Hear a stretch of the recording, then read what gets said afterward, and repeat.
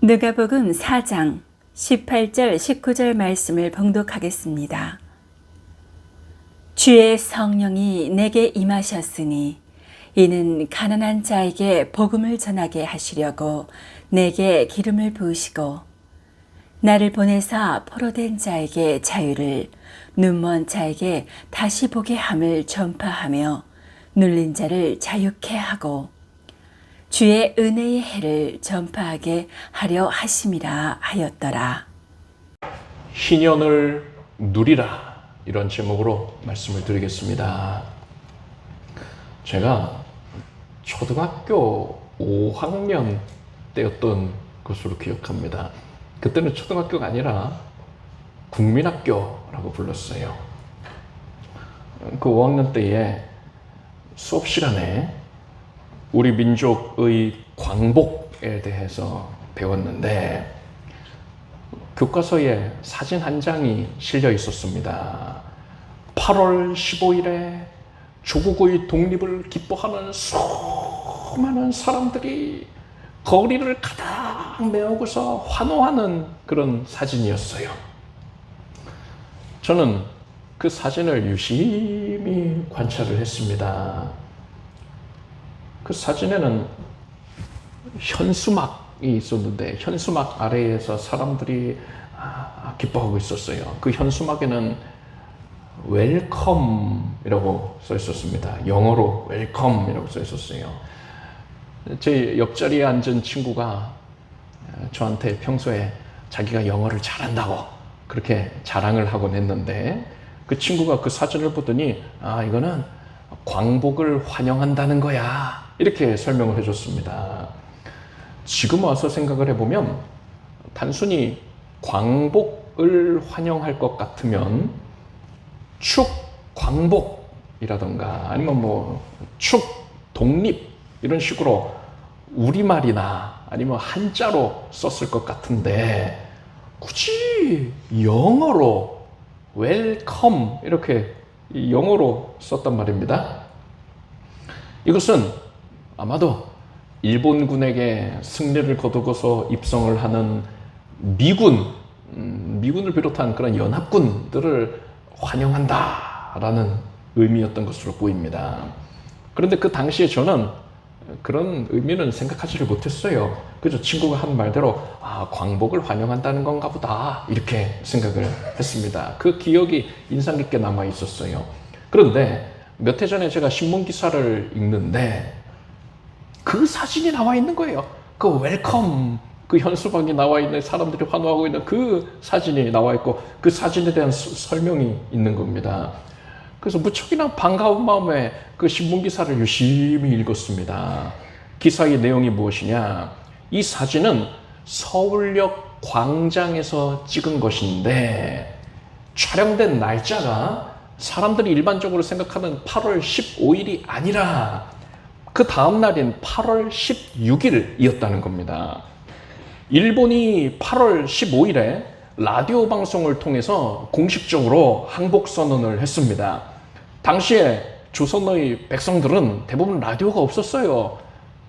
그래서 그 얘기를 듣지도 못했습니다. 그리고 일본어를 꽤 한다는 사람들도 라디오를 통해서 그 내용을, 방송을 직접 듣는다 하더라도 굉장히 어려운 문어체로 말을 했다고 합니다. 그래서 일상적인 대화와는 거리가 있었던 거예요. 그래서 사람들이 그 내용을 들었다 하더라도 이해하지를 못했다 합니다. 이게 무슨 내용이야? 수근수근 거렸다고 해요. 그래서 일부 지식인들만 일본이 항복을 했구나라는 것을 8월 15일에 알게 됐다고 합니다. 그리고 하루가 지난 8월 16일이 되어서야 많은 사람들이 이제 비로소 일본이 패망했다라는 사실과 우리 민족이 일본으로부터 독립하게 됐다, 이 사실을 알게 됐습니다. 그리고 그제서야 광복의 기쁨을 누리기 위해서 거리로 뛰쳐나오게 되었다는 거지요. 이 사진뿐만 아니라 광복을 기뻐하는 수많은 인파를 찍은 그런 사진들 모두 다 8월 16일 이후에 촬영된 것이다 라고 합니다. 이 광복되기 전까지 조선 땅에 주둔하고 있었던 일본 군대와 또 일본인들은 조선인들을 크게 압제했지요. 큰 고통을 안겨주었습니다. 그렇지만 일본이 항복을 선언한 그 이후로는 이들은 더 이상은 힘을 낼 수가 없었어요. 조선인을 함부로 압제할 수가 없었습니다. 이제 이들은 상황이 역전이 되어서 조선에 거주하고 있었던 일본인들을 무사히 일본 그 본국으로 귀환을 시키기 위해서 조선 백성들의 심기를 거스려서는 아니 되는 겁니다. 충돌을 최대한 피하고자 하는 거예요. 그래서 함부로 조선 사람들을 대할 수가 없는 겁니다. 그리고 일본군의 지휘관들은 이제 몸살이게 들어가는 거예요. 왜냐하면 전쟁이 끝난 다음에 미국을 비롯한 연합군에게 책임 충궁을 당하게 될 것이 두려워서 전쟁 범죄자로 판결을 받아가지고 또 벌을 받게 될 것을 두려워해서 이제 지휘관들이 몸을 사리게 되는 겁니다.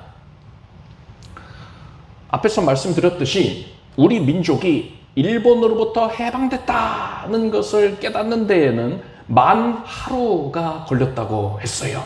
그런데 만약에 이 시간이, 이 하루라는 시간이 아니라 일본이 패망했다라는 소식을 듣게 되는 온 백성들이 알게 되는 그 시간이 더 길어졌다면, 더 그것을 아는 데까지 지체가 되었다면 그러면 어땠을까요? 역사적으로는 실제로 그런 일이 없었지요. 그렇지만 만약에 조선에 주둔하고 있었던 일본 군대가 일본이 패망했다는 사실을 조선인들에게는 알리지를 않고, 그리고 라디오로 또 항복 선언을 하는 그 내용도 송출을 적극적으로 차단을 했다면 어땠을까요? 역사적으로는 일본이 항복을 한 후에 얼마 지나지 않아서 미군이 조선 땅에 들어왔습니다. 그리고 9월 9일에는 미군이 일본 군대를 완전히 무장 해제를 시켜버렸어요. 이러한 일은, 이 역사적인 사건, 무장 해제를 시키는 사건은 우리 민족이 일본의 패망 사실을 알던 모르던 간에 전혀 상관없이 그대로 일어났을 겁니다. 그게 이 무장 해제에 영향을 미치지 않는 거죠. 그렇지만 우리 민족이 일본이 패망했다라는 사실을 알지를 못했다면 우리 민족은 일본이 더 이상 힘이 없는데도 불구하고 미군이 들어오기까지는, 무장해제를 시켜주기 전까지는 일본 군대와 일본인들에게 불필요하게 복종을 하면서 희생했을 거란 말입니다. 만약에 실제로 그런 일이 있었다면 너무나 억울하고 너무나 안타깝겠지요. 그런데 역사적으로 그러진 않았어요. 그런데 여러분, 제가 이 얘기를 왜 굳이 드리느냐, 우리가 그런 일을 겪고 있는 겁니다. 영적으로 볼 때에 우리 모두가 그런 상황에 처해 있단 말이에요. 너무나 억울하고 너무나 안타까운 그러한 상황에 처해 있단 말입니다. 예수께서 마귀를 이기시고 우리에게 분명히 승리를 허락해 주셨는데 우리는 마귀에게 속아서 그 승리를 제대로 누리지를 못하고 아직까지도 불필요하게 고통과 연약을 겪고 있단 말입니다. 오늘은 그것에 대해서 말씀을 드릴 것입니다. 하나님께서 이스라엘 백성들에게 희년 규례를 제정을 해 주시었고 백성들에게 그것을 준수하라 하셨습니다. 매 7년마다 안식년이 돌아옵니다. 그리고 안식년이 7번 지난 그 다음 해를 희년이라고 부릅니다. 기쁨의 해라고 부르는 거예요. 그래서 희년은 매 50년째마다 돌아오는 겁니다. 레위기 말씀을 보니까 제50년을 거룩하게 하여 전국 거민에게 자유를 공포하라. 이 해는 너희에게 희년이니 너희는 각각 그 기업으로 돌아가며 각각 그 가족에게로 돌아갈지며 라고 했습니다. 이스라엘 사람들은 토지를 다른 사람에게 팔았다 하더라도 희년이 되면 그것을 돌려받았습니다. 그래서 이스라엘 사람들은 토지를 매매할 때에 앞으로 희년이 몇 년 남았나 이거를 생각을 해서 토지값을 책정을 했습니다. 그리고 이스라엘 사람 중에서 부득이 어쩔 수 없이 종으로 팔려가게 된 사람이 있는 경우에 그 사람은 희년이 되면 자유의 몸이 되었어요.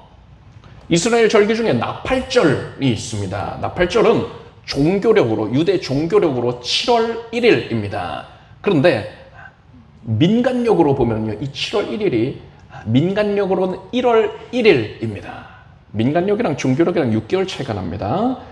우리가 음력설을 기준으로 해서 새해를 지키지 않습니까? 이것처럼 이스라엘 백성들은 이 7월 1일을 새해 첫날로 지켰던 거예요. 그러니까 7월 1일이 되면 새해가 밝았다 이렇게 얘기를 하는 겁니다. 나팔절에는 이스라엘 전역에 나팔 소리가 울려 퍼졌습니다. 이스라엘 백성들은 이 나팔 소리를 들으면서 아, 드디어 새해가 밝았구나, 나팔절이 됐구나 이렇게 생각을 한 거예요. 어떤 이스라엘 사람이 많은 빚을 졌습니다. 그리고 그 빚을 갚지를 못해서 조상 때부터 내려오는 그 토지도 빼앗기게 되었고 자기 자신은 종으로 팔려가게 되었어요. 고된 노동을 하면서 하루하루를 힘겹게 살아가고 있었습니다. 그러던 어느 날 새해의 시작을 알리는 나팔절의 나팔 소리가 울려 퍼지는 거예요. 그런데 이건 일반적인 새해가 아니라 이 해는 희년이었습니다. 희년을 알리는 나팔 소리가 울려 퍼지고 있는 거예요. 그러면 이 사람은 더 이상은 이 주인의 집에 머물 필요가 없는 겁니다.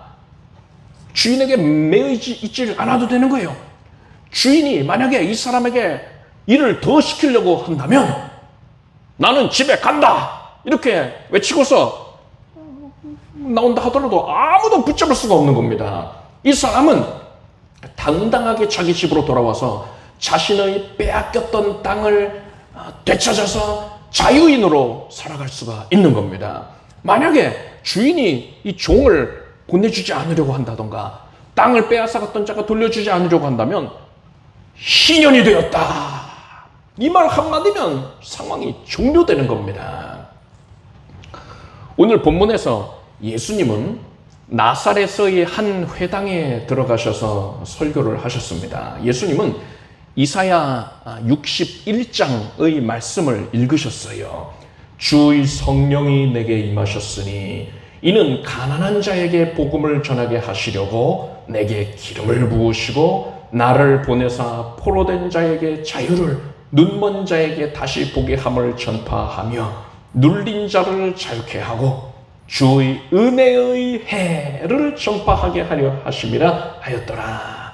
이 말씀에서 주의 은혜의 해를 전파하려 하셨다 했는데 이 주의 은혜의 해가 바로 희년을 의미하는 겁니다. 그리고 이어지는 말씀을 보십시오. 예수께서 책을 덮어 그 맡은 자에게 주시고 앉으시니 회당에 있는 자들이 다 주목하여 보더라. 이에 예수께서 저희에게 말씀하시되 이 글이 오늘날 너희 귀에 응하였느니라. 예수님께서 너희에게 희년이 임하였다 이렇게 선언하신 거예요. 장차 임할 것이다가 아니라 이미 임하였다. 여러분, 이스라엘 백성들의 역사를 돌아볼 때에 왕정이 시작된 이후부터는, 그러니까 사울이 왕이 된 시점 이후부터는 희년이 제대로 지켜지질 않았다라고 보는 게 맞습니다. 그렇게 추측할 근거들이 많이 있어요. 사울의 시대 이후부터 안식년과 희년을 제대로 지키지를 않았는데 바벨론 포로기가 있었지요. 또 로마의 압제하에 지금 지내고 있지 않습니까? 예수님 당시에는요. 그러니까 어느 시점이 희년인지 이미 이스라엘 사람들도 다 잊어버린 거예요. 또 그것을 세지를 못하는 겁니다. 언제가 희년인지 몰라요. 중간에 흐지부지 그 희년을 지키는 자세가 흐지부지 되었기 때문에 언제가 희년인지 아무도 모른단 말입니다. 그런데 예수께서 너희에게 이 말씀이 응하였다 이러셨어요. 희년이 되었다는 거예요. 예수께서 이 땅에 오시어서 예수 그리스도께서 대속사역을 완성하심으로 말미암아서 희년의 실체가 이루어지게 되었다라는 뜻인 겁니다. 예수님이 바로 희년의 실체이십니다. 희년에 종되었던 자가 자유인이 되고 빼앗겼던 토지를 되찾게 된다 했는데, 이것은 하나님의 백성들이 예수 그리스도로 말미암아서 누리게 될 은혜를 예표한 것이었습니다. 예수님께서 포로된 자가 자유케 된다, 포로된 자가 자유인이 된다 하셨는데, 이것은 죄인들이 죄의 권세에게 포로로 잡혀서 사망으로 끌려가고 있었는데 그것으로부터 노임을 받게 되어서 영생을 누리게 되는 걸 의미하는 겁니다. 눈먼 자가 다시 보게 된다 했어요. 사람이 추악한 죄로 말미암아서 영혼의 눈이 가려져 있었어요. 진리를 알지를 못하는 겁니다. 그런데 예수께서 그 추악한 죄를 씻어주심으로 말미암아서 영의 눈이 밝아져서 진리를 깨닫게 된다는 거예요. 눌린 자가 자유케 된다 했습니다. 사람이 죄와 마귀의 권세에 억눌려 있었던 것으로부터 자유케 된다는 거예요. 어둠의 세력이 가져왔던 마음의 질병, 육신의 질병, 삶의 모든 문제와 연약, 저주로부터 해결을 받게 된다는 겁니다. 이것이 바로 희년의 은혜예요. 예수께서 이것을 우리에게 베풀어 주셨단 말입니다. 이 은혜가, 이 엄청난 은혜가 우리에게 어떻게 허락이 된 겁니까? 어떻게 임하게 된 겁니까?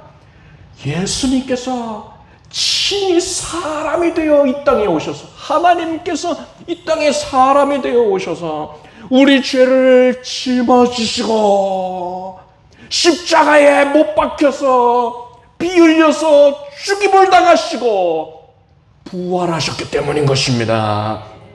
이런 희생을 치르심으로써 말미암아서 우리에게 희년의 은혜가 허락이 된 거예요. 에덴 동산에서 마귀가 아담과 하와를 타락시켰을 때에 하나님께서 마귀를 향하여서 내가 너로 여자와 원수가 되게 하고 너희 후손도 여자의 후손과 원수가 되게 하리니 여자의 후손은 내 머리를 상하게 할 것이요 너는 그의 발꿈치를 상하게 할 것이라 하셨습니다. 마귀는 예수님께 발꿈치를 상하게 하는 것과 같은 경미한 상처를 안기게 될 거예요. 그렇지만 예수님은 마귀의 머리를 짓밟아 깨뜨리듯이 회복 불가능한 치명상을 안기게 된다라는 예언인 겁니다. 마귀는 예수님을 십자가에 못 박아 죽였습니다. 예수께서 사망에게 삼켜진 바 되신 거예요. 그렇지만 예수님은 사망의 머리를 깨뜨려 버리고 다시 살아나셨습니다. 사망이 이김의 삼킨 바 되리라, 이 말씀이 이루어진 거예요. 이로써 마귀의 머리는 박살이 나버린 겁니다.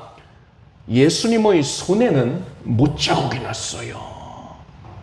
옆구리에는 창자국이 났습니다. 그런데 마귀는 어떻게 됐습니까? 회복 불가능한 치명적인 상처를 입게 됐어요.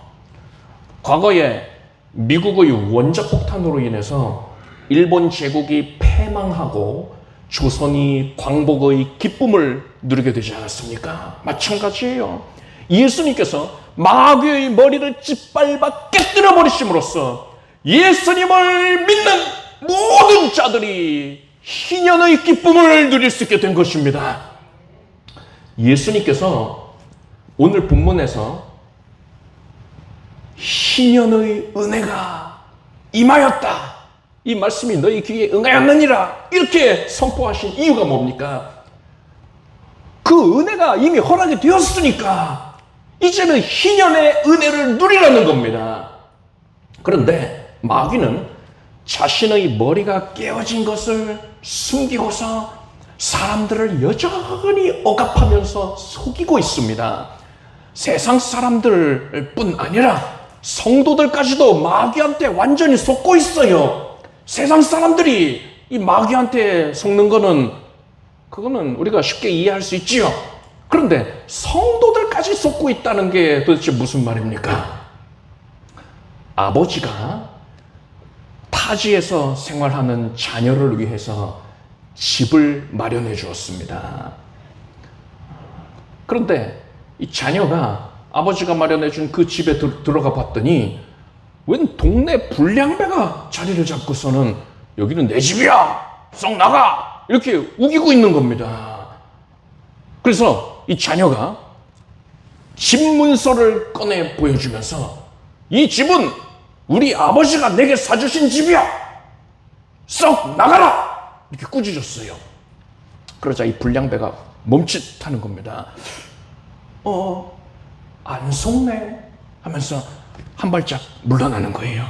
그리고는 이 불량배는 이제 전략을 바꿨어요. 뭐라고 했느냐? 너희 아버지가 너에게 이 집은 마련해 줬을지 몰라도, 그래서 이 집은 네 집이 맞을지 몰라도 여기 있는 이 텔레비전이랑 냉장고랑 세탁기와 침대는 다 내 거다. 그러니 넌 절대로 그것을 사용해서는 안 돼! 이러는 거예요. 자녀가 이 말을 듣고는 아버지가 나한테 이 집만 사줬나 보다 라고 생각을 했어요.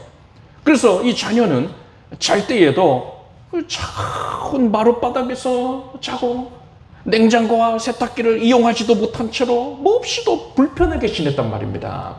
그런데 여러분, 이 집안에 있는 모든 것들은 아버지가 자녀를 위해서 미리 마련해 준 거였어요. 자녀를 너무나도 사랑하기 때문에 자녀가 불편함 없이 생활할 수 있게 하기 위해서 그것들을 아버지가 정성껏 마련을 해 준 거란 말입니다. 그렇지만 이 자녀가 이 불량배에게 속아서 그것을 제대로 사용하지를 못했으니 아버지가 이 모습을 본다면 얼마나 안타깝게 여기겠습니까? 이 이야기에 나오는 아버지는 하나님을 의미하고요. 자녀는 바로 우리들을 의미합니다. 성도를 의미하는 거예요. 불량배는 마귀를 의미합니다. 하나님께서 성도에게 허락해 주신 희년의 은혜, 그 안에는 죄로부터의 자유, 즉 영혼의 구원만 있는 게 아니에요. 영혼의 구원뿐 아니라 그것과 더불어서 어둠의 세력의 억압으로부터의 얻을 수 있는 모든 자유가 다 포함이 되어 있는 것입니다. 마귀는 처음에는 성도가 구원의 은혜를 누리지 못하도록 속입니다. 이 집은 내 집이야 하는 거예요. 그런데 성도가 예수께서 죄사해 주신 은혜, 그 대속의 은혜에 대한 확실한 믿음을 가지고 있다면 마귀가 이제는 전략을 변경을 합니다. 그것은 성도가 이 희년의 은혜 안에 포함되어 있는 다른 은혜들, 대속의 그 구원의 은혜를 제외한 다른 은혜들을 불신하게 만드는 거예요. 그래서 그것들을 누리지를 못하게 하는 거예요. 그래서 성도가 능력을 상실한 채로 무기력한 신앙인이 되게 하는 겁니다. 사도 바울은 그리스도께서 우리로 자유케 하려고 자유를 주셨으니 그러므로 굳세게 서서 다시는 종의 멍에를 매지 말라 했습니다.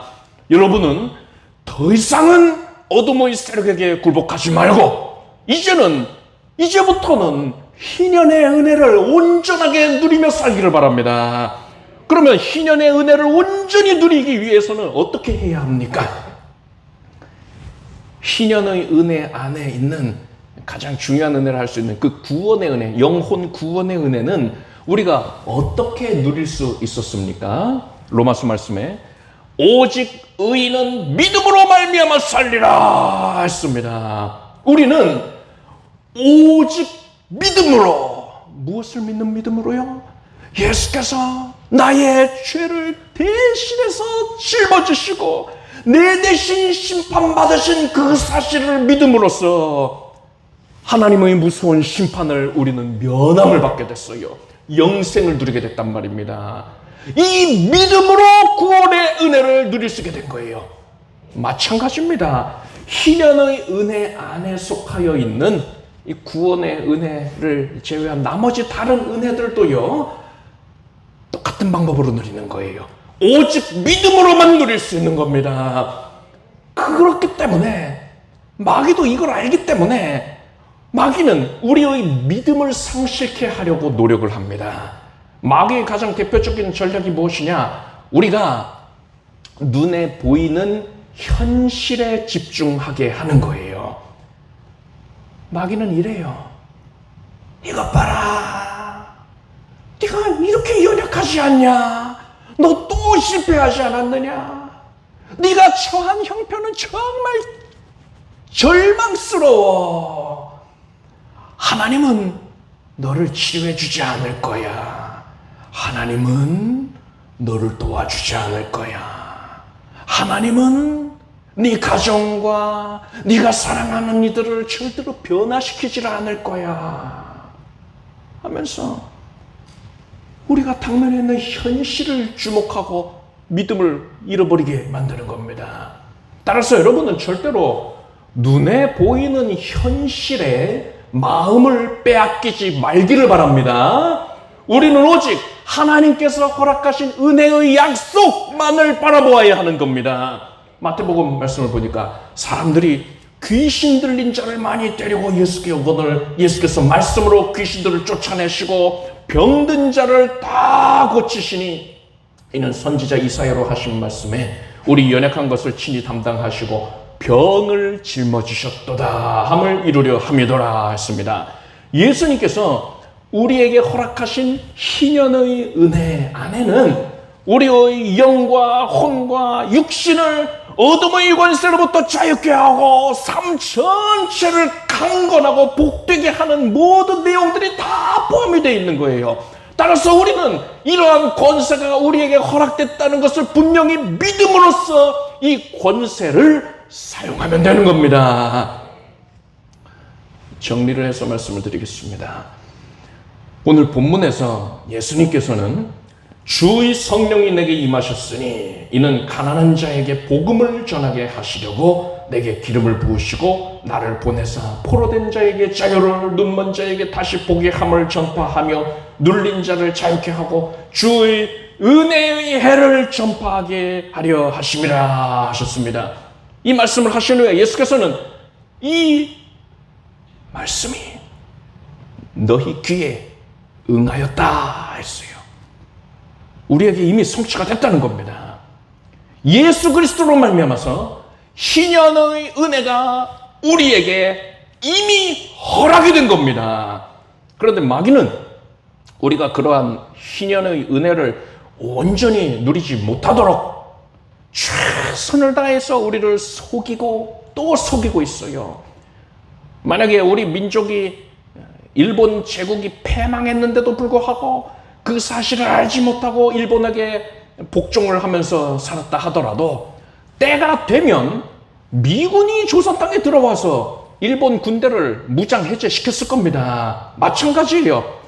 우리 성도들이 마귀에게 속아서 이 희년에 포함된 은혜 가운데에 오직 구원의 은혜만 누리고 나머지 은혜는 전혀 누리지를 못하면서 마귀에게 압제된 채로 살아간다 하더라도 예수님께서는 때가 되면 장차 이 땅에 재림하셔서 마귀와 그를 따르던 무리들을 심판을 하실 겁니다. 그 사실 자체에는 변함이 없어요. 그렇지만 우리가 이 땅에서 마귀에게 속아 지냈다면 우리는 하나님께서 질병을 치료해 주시는 은혜, 영혼이 잘된 것 같이 범사가 잘되고 강건케 해주시는 은혜를 이 땅에서는 온전하게 누리면서 살 수가 없게 되는 것입니다.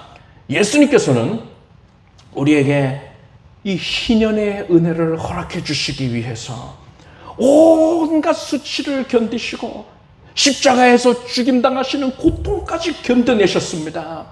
그런데 우리가 그 은혜를, 그런 희생을 통해 우리에게 주신 은혜를 제대로 누리지를 못한다면 예수께서 얼마나 안타까워하시겠습니까? 따라서 여러분은 반드시 희년의 은혜를 온전히 누리기를 바랍니다. 마귀가 여러분을 속일 때에 여러분은 마귀를 향해서 이렇게 꾸짖으십시오. 예수님께서 네 머리를 깨뜨리셨다. 나는 이것을 믿는다. 너에게는 더 이상 권세가 없다. 썩 물러가라. 이렇게 꾸짖어서 외치세요. 이 시간에 우리 함께 따라서 고백합시다. 이것은 마귀를 향해서 꾸짖는 것입니다. 따라서 하십시오. 예수님께서 네 머리를 깨뜨리셨다. 너는 더 이상 권세가 없다. 썩 물러가라. 아멘. 여러분은 모든 질병의 억압이 사라지고 또한 여러분을 에워싸고 있던 문제들이 변하여서 선이 되라고, 축복이 되라고 이제는 믿음으로 담대하게 선포하십시오. 그럴 권세를, 그런 은혜를 이미 허락해 주셨습니다. 여러분은 희년의 은혜를 반드시 온전하게 누림으로써 이 땅에서 능력 있게 신앙생활을 하기를 축복합니다. 기도하겠습니다. 하나님, 하나님의 말씀을 들었습니다. 우리에게 희년의 은혜를, 그 막대한 은혜를 허락하심을 감사합니다. 우리가 그 가운데에서 구원의 은혜만 누리고 만족하고 삶을 그칠 것이 아니라 구원의 은혜를, 그 지극히 큰 은혜를 감사히 믿음으로 받음으로써 또한 다른 은혜들까지도 영혼이 장자같이 범사가 잘 되고 또한 악한 모든 영의 억눌림 다 제거가 되고 심령이 평강하며 삶 전체가 축복으로 변화하고 가정이 하나님의 거룩한 성전으로 변화하고 온 가족들이 서로를 사랑하고 믿음으로 아껴주고 하나님을 향한 구원의 은혜의 고백이 끊이지 않는 가정 되게 해주시옵소서. 삶의 전 현장이 복을 받아서 들어가도 복을 받고 나가도 복을 받게 해 주시옵소서. 이러한 은총이 이미 우리에게 허락이 되었으니 우리가 속지 아니하고 믿음으로 받아 누리겠습니다. 어둠의 영을 꾸짖어 쫓아낼 것이니 믿음으로 쫓아낼 것이니 마귀를 대적하라. 그러면 너희를 피하리라. 그 말씀 그대로 우리에게 응하게 하여 주시옵소서. 간증할 제목에, 기뻐할 제목에, 감사할 제목에 끝없이 따르게 해주시옵소서. 예수님의 이름으로 기도드립니다. 아멘. 모두 자리에서 일어나셔서 가슴에 손 얹으시고 아픈 곳에 손 얹으시고 기도하겠습니다. 하나님, 지금 믿음으로 손을 얹었습니다. 예수 그리스도께서 나의 구세주이신 것을 믿습니다. 나의 모든 죄를, 흉악한 것들을 예수께서 보혈로 뒤덮어 주셔서 씻어 주셨습니다. 더 이상 흔적조차 발견될 수 없게 해주셨습니다. 그래야 우리는 하나님 앞에 의인이라 인정받게 되었나이다. 이것은 하나님의 은혜입니다. 이 믿음을 가짐과 동일하게 우리가 하나님께서 우리에게 내려주신 이 어둠의 영의 결박으로부터 자유케 되는 온갖 은총을 다 누리겠습니다. 예수 그리스도께서 이루셨느니라. 예수께서 이것을 이루시기 위하여서 대속의 죽음을 당하시고 부활하셨느니라. 마귀의 머리를 깨뜨리셨느니라. 이제 악한 영의 세력들은 우리 성도들의 삶 가운데서 떠나갈지어다. 심령 깊숙한 곳에 자리 잡고 있어 우울증의 영이 떠나가라. 공황증의 영이 떠나가고 스스로를 정죄하는 마음, 마귀가 준 마음으로 정죄하였던 것 다 사라질지어다. 내면에 잠재되어 있었던 깊이 있었던 상처의 흔적, 저주의 흔적도 다 사라져라. 이제는 예수께서 주신 평강이 가득할 것이고 예수 그리스도로 말미암아서 거룩하게 구별된 삶, 하나님을 위하여 헌신된 삶을 살게 될지어다. 예수 그리스도를 사랑함으로 그 사랑이 흘러 넘치게 될지어다. 연약한 육신 위에 성령의 치유의 은혜가 부어졌습니다. 하나님이 고치십니다. 질병의 세력은 깨끗이 물러갔나이다. 머리에서부터 발끝까지 온몸 각기가 썩게 될 것이고 통증은 사라지고 만성적인 질병들도 깨끗이 사라져라. 암세포는 없어져라.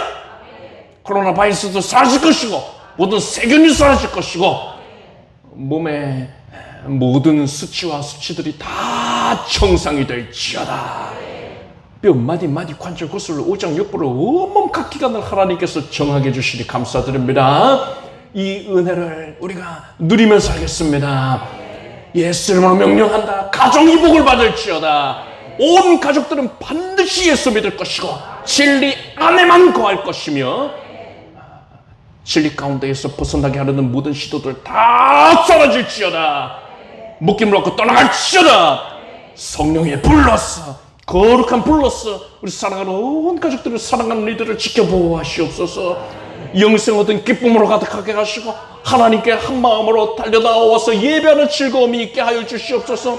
하나님의 영광을 하나님이 응답하셨다는 찬미의 고백이 그치지 않게 해주시옵소서. 하나님께서 사랑하셔서 각 가정마다 삶의 현장마다 복을 내려주시며 감사하옵고 응답이 그치지 않게 해주시는 것을 감사하나이다. 머리가 되고 꼬리가 되지 아니할지어다. 모든 닫혀있는 문들이 활짝 열려지는 것을 볼지어다. 하옥간의 진보와 향상을 나타나게 해주시고 진학의 문 여시고 치유의 문도 여시고 믿음의 배필을 만나게 하시고 믿음의 가정을 이루는 데 있어서 조금도 어려움 없게 하여 주시옵소서. 하나님의 태의 문도 열어주시고 순상케 하여 주시고 그 외에 각양의 복을 넘치게 베풀어 주시옵소서. 예수님의 이름으로 기도드립나이다. 믿은 대로 될지어다. 하나님께 박수 영광 올리겠습니다. 자리에 앉으십시오. 준비하신 예물을 정성된 마음으로 하나님께 드리겠습니다.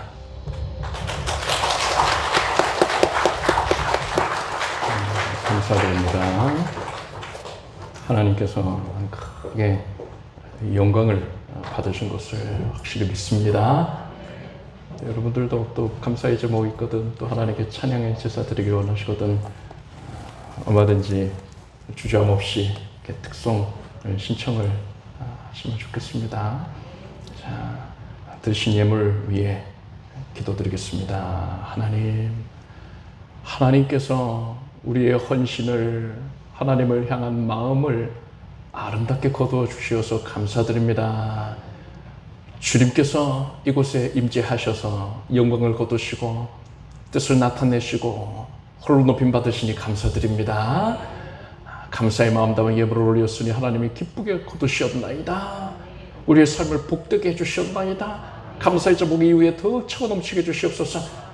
각별의 특성으로 헌신한 주의 복된 가정을 하나님께서 더 복되게 하시고 장대케 하시고 감사와 간증이 끊이지 않게 하시옵소서. 예수님의 이름으로 간절히 기도드립나이다. 아멘. 우리 주 예수 그리스도의 무한하신 은혜와 하나님 아버지의 사랑과 성령님의 교통하심이 오늘 주 앞에 기쁨으로 달려나와 예배한 모든 사랑하는 하나님의 자녀들 위해 영원토록 함께 없시기를 축원합니다.